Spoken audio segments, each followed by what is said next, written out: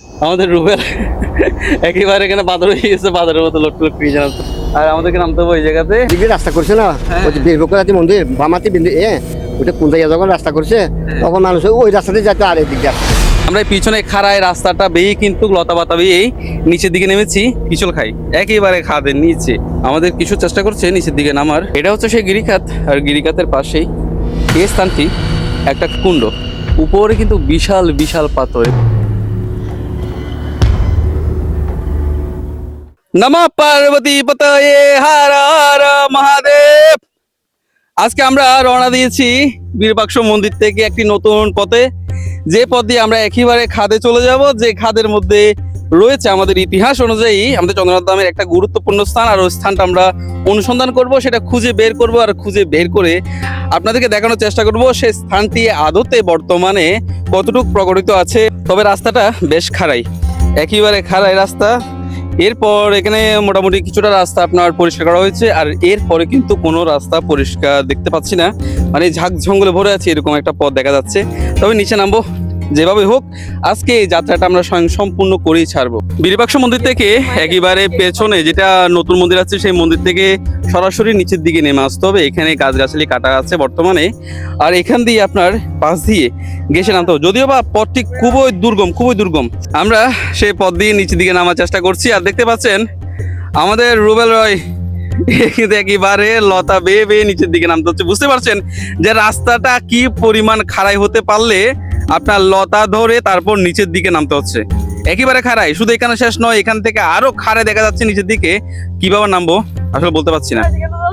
আমরা মনে হয় মন্দির থেকে অনেকটা পথ নেমে আসলাম, আর আসার পর এখানে আমরা কোনো পথই দেখতে পাচ্ছি না। আমি আপনাদেরকে একটু দেখাই, দেখালে বুঝতে পারবেন আসলে আমরা কোন জায়গাতে এসে আটকা পড়লাম। এখান দিয়ে দেখেন, এই যে এ পাশ দিয়ে পুরো খাত, মানে এখান দিয়ে নামার কোনো পথ নেই, এদিক দিয়ে যাওয়ার কোনো পথ নেই। তবে এদিক দিয়ে যাওয়ার মতো কিছুটা সুবিধা আছে আমরা। তবে এখান দিয়ে নামার পর ওই যে দেখতে পাচ্ছেন নিচে একেবারে খাত, একেবারে খাত। আসলে এই পথ দিয়ে আমরা কিভাবে যাব, নিচে নামবো সেটা বুঝতে পারছি না। তবে যাত্রাটা যে কোনোভাবে হোক আজকে আমরা স্বয়ং সম্পূর্ণ করেই ছাড়বো। যেহেতু অনেক দিনের ইচ্ছা আপনাদের যে ঊনকোটি শিব দেখা, আসলে ঊনকোটি শিবটা আমি এতদিন পর্যন্ত আপনাদের কেন দেখাতে পাচ্ছি না, হয়তো এখন পথ দেখে আপনারা বুঝতে পারছেন ঊনকোটি শিব দর্শন করা এত সহজ না। আর আমরা দেখবো যে শেষ পর্যন্ত আমরা কোন জায়গায় গিয়ে পৌঁছাই। অবশ্যই আশীর্বাদ করবেন যেন আমাদের বাকি যাত্রাটা খুব সুন্দর হয়। আমরা আরেকটু পথ নিচে আসলাম। এখানে পরিস্থিতি দেখতে পাচ্ছেন যেখানে মানে গাছ ধরা ছাড়া উপায় নেই, ধরে ধরে নামতে হচ্ছে। আর একেবারে খাড়াই, মানে একটু পিছল খাই একেবারে খাদের নিচে, অর্থাৎ সেখান থেকে তাকে আর তুলিয়ে নিয়ে যাওয়া একেবারে সম্ভব না। আমাদের কিছু চেষ্টা করছে, আর রুবেলও চেষ্টা করছে নিচের দিকে পথ খুঁজে বের করার জন্য। তবে হ্যাঁ, আমরা অবশ্যই এই পথ দিয়ে যেভাবে হোক নিচে নামার চেষ্টা করব।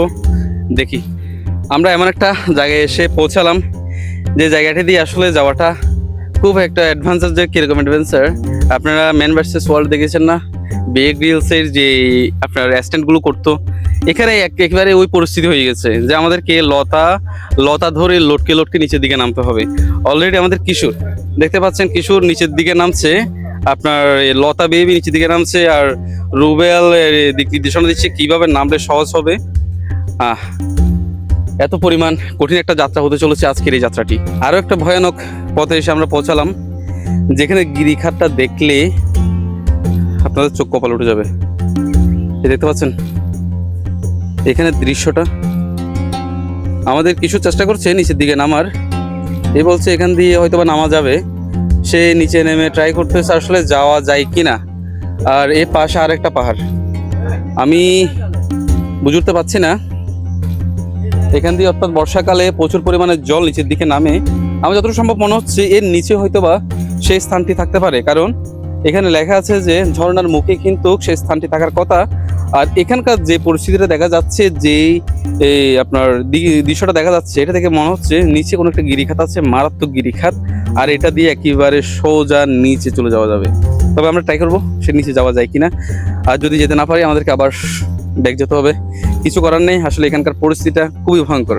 আপনারা যদি না আসেন এখানে বুঝতে পারবেন না। আর আমি আপনাদেরকে অবশ্যই কখনো এখানে সাজেশন করবো না যে এদিক দিয়ে আসো, আমি ডিরেক্টলি না বলে দিব যে না এই পথ দিয়ে কখনো আসার ট্রাই করবেন না, আর আসবেনও না। এটা কোন পথ সেটা আমি আপনাদেরকে কখনো দেখাবো না, জাস্ট আমি আপনাদের যাত্রার পথটা দেখাচ্ছি যে এখান দিয়ে যাওয়াটা আসলে কি পরিমাণ কঠিন হয়ে পড়েছে আমাদের জন্য।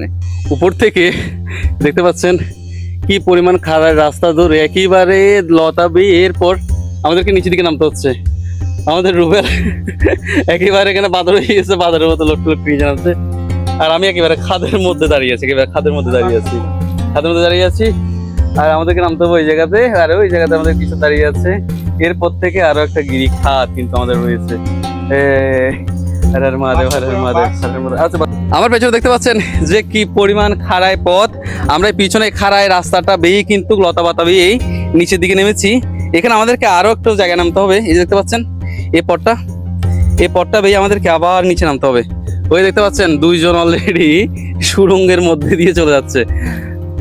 প্রচন্ড কষ্ট হচ্ছে। আমরা পুরো পিছনে দেখতে পাচ্ছেন বিশাল পাহাড়, এই পাহাড় বেয়ে কিন্তু আমরা নিচের দিকে নেমেছি। এখন আমরা নিচে নামবো, আর নিচে এখানে খাটটা নামলেই কিন্তু মোটামুটি আমাদের যাত্রা এখানে শেষ। এখানে এখন আমরা খুঁজে বের করবো যে ঊনকোটি শিপটা আসলে কোন জায়গাতে আছে, সেটা খুঁজে বের করার চেষ্টা করবো। আর হ্যাঁ মহাদেব, চলুন তাহলে আমরা নিচের দিকে যাই। আমি এখন যে জায়গাটিতে আছি, আমরা প্রায় পাহাড় থেকে একেবারে নিচে, তবে একেবারে পুরোপুরি নিচে না, এমন একটা জায়গাতে আছি আমরা। এখানে আসলে খুব ভীতিকর। আমার পেছনে দেখতে পাচ্ছেন পাহাড়টা, এই পাহাড়টা বেয়ে কিন্তু আমরা এই পাশ দিয়ে পাহাড়টা বেয়ে একেবারে নিচে নেমে আসলাম। আর এখানে এর পরিবেশটা দেখতে কিন্তু অন্যরকম লাগছে। আর আমাদের ইতিহাসে যেটা বলা হয়েছে, ঊনকোটি শিবে একটা গুহা থাকার কথা, যে গুহাটা আপনার বড় পাথর পরে গুহার মুখটা বন্ধ হয়ে যায়, সেটা আদিকালে। তবে আমরা যে এখানে যে এটা ঊনকোটি শিবের জায়গা, সেটা আমি বলছি না, কারণ ঊনকোটি শিবের স্থানটিতে পাথরগুলো নাকি আরো দেখতে ভয়ঙ্কর। তবে এটা কিন্তু কম ভয়ঙ্কর না, সামনাসামনি আসলে কিন্তু এই জায়গাটিকে আপনার সামনে থেকে দেখলেই বুঝতে পারবেন এটা আসলে কতখানি ভয়ঙ্কর। তবে এখানে একটা কুণ্ড থাকার কথা।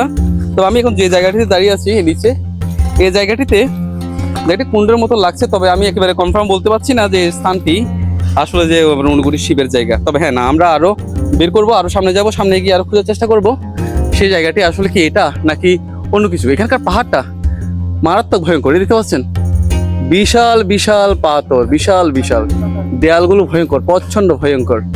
আর এর মাঝে কিন্তু আমরা ইতিমধ্যে উপর থেকে নিচে নেমে আসলাম, প্রচন্ড ভয়ঙ্কর। আমরা আমাদের দুজন সঙ্গী কিন্তু উপর আটকা পড়ে গেছে, ওরা ফেরত গেছে, ওরা রাস্তা পাচ্ছে না, কারণ এখানে এত পরিমাণ খারাপ রাস্তা ছিল যে ওদের সাহসে কুলায়নি যে রাস্তা বেয়ে, এই পাহাড় বেয়ে, লতা বেয়ে নিচের দিকে নামার।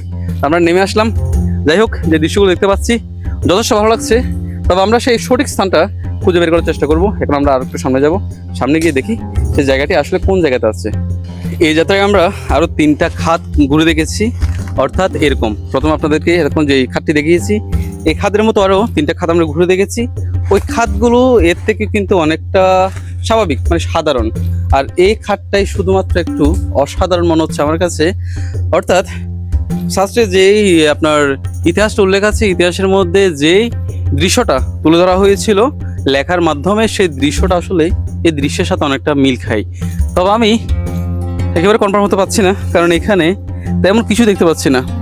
যে এখানে একটা মন্দির, এখানে একটা আপনার যে শিবলিং থাকার কথা, পবিত্র পাথর থাকার কথা, মানে অস্বাভাবিক আমি তেমন কিছু দেখতে পাচ্ছি না। শুধুমাত্র পাহাড়ের যে আকৃতিটা আছে, সেই আকৃতিটা একটু আমার কাছে অস্বাভাবিক লাগছে। হতে পারে এই স্থানে হয়তো বা ঊনকোটি শিব ছিল, তবে আমি শিওর না। রাজমালাতে আরো একটা বিষয় উল্লেখ আছে, সেটা হচ্ছে ঊনকোটি শিবের আপনার এখানে একটা গুহা থাকার কথা, যে গুহাটা বর্তমানে বড় পাথর দিয়ে ঢাকা পড়ে আছে। আর এই জায়গাটা দেখলে মনে হয় এখানে একটা গুহা ছিল। আমার পেছনে যে পাথরটি দেখতে পাচ্ছেন, বড় পাথরটি, এই বড় পাথরটি কিন্তু আপনার আলগা, পুরো আলগা একটা পাথর। অর্থাৎ উপর থেকে যে ভেঙে পড়ে নিচে এখানে কোনো একটা কিছুকে বন্ধ করে দিয়েছে, সেরকম একটা বিষয় বোঝা যাচ্ছে। আর একটা বিষয় আমি আপনাদেরকে দেখাই, সেটা দেখলে একটু বুঝতে পারবেন। এখানে কিন্তু ভিতরে একটা সুড়ঙ্গ আছে, এই দেখতে পাচ্ছেন। অর্থাৎ এই পাথরটা সুড়ঙ্গটাকে একেবারে বন্ধ করে দিয়েছে, এটা কিন্তু একটা সুড়ঙ্গ। অর্থাৎ ভেতরে আর একটা বিষয়, এখানে একটা শব্দ কিন্তু আমি ইতিমধ্যে টের পাচ্ছি, ভেতর থেকে একটা শব্দ ভেসে আসছে। আপনারা ওইটা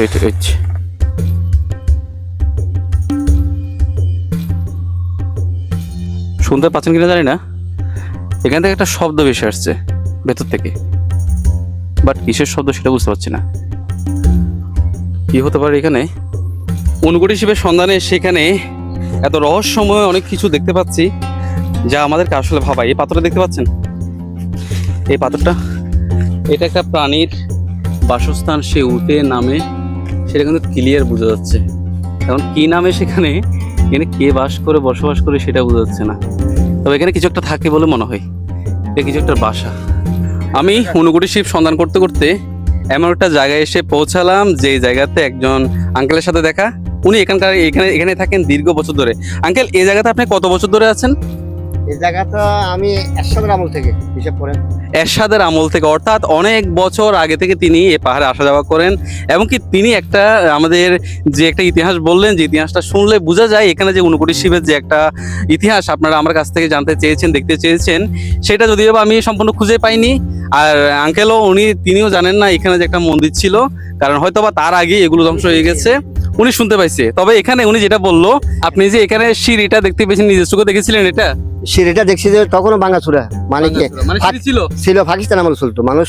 এখন যখন ওদিক দিয়ে রাস্তা করছে না, হ্যাঁ। ওই যে বীরভূপতি মন্দির বামাতি ওইটা কোন জায়গায় যখন রাস্তা করছে, তখন মানুষ ওই রাস্তাতে যেত, আর এদিক দিয়ে আসতো না। আচ্ছা, তা এটা ব্যবহার করতে কি মহান্তরা? মন্তরা, আপনারা দেখছিলেন এটা? হ্যাঁ হ্যাঁ, মন্তরা মন্তরা।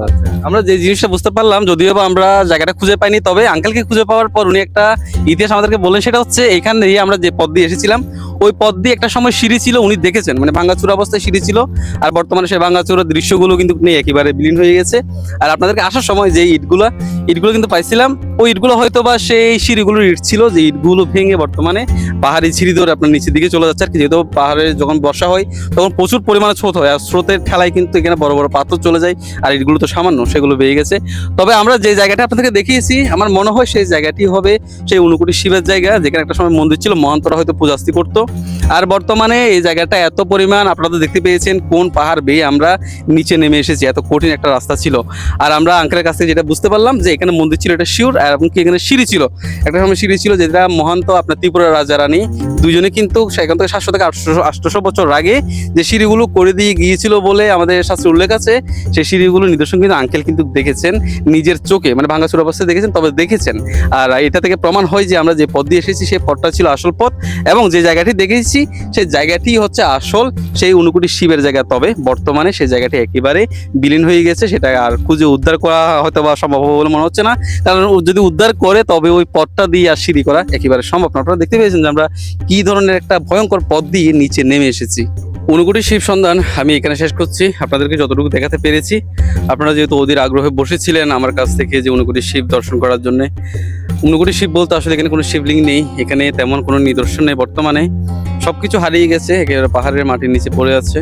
আর এতক্ষণ যে আঙ্কেলের কথাটা শুনেছেন, তার কথা থেকে বোঝা যায় এখানে একটা সময় হ্যাঁ মন্দির ছিল, এখানে নামার সিঁড়ি ছিল। বর্তমানে সিঁড়িগুলো নিয়ে আমরা যে পথ দিয়ে নেমে এসেছি, সেই সিঁড়িগুলো বর্তমানে একেবারে ভেঙে চুরে, মানে মোটামুটি পাহাড়ের সাথে বিলীন হয়ে গেছে, এগুলো আর খুঁজে পাওয়া সম্ভব না। আর ওইখান দিয়ে বর্তমানে রাস্তা করাও সম্ভব না, কারণ ওইখান দিয়ে নেমে এসেছি যেভাবে আপনারা দেখতে পেয়েছেন যে একেবারে লতা পাতা ধরে লটকে হিস্ট্রি আমরা নিচে নামতে হয়েছে। অবশ্যই সকলে ভালো থাকবেন, সুস্থ থাকবেন। অবশ্যই আমার পরের ভিডিওর জন্য আপনারা অপেক্ষা করবেন, নতুন কিছু নিয়ে আসবো চন্দ্রনাথ ধামের পুরাতন কোনো মঠ মন্দির নিয়ে। হর হর মহাদেব, জয় মা ভবানী।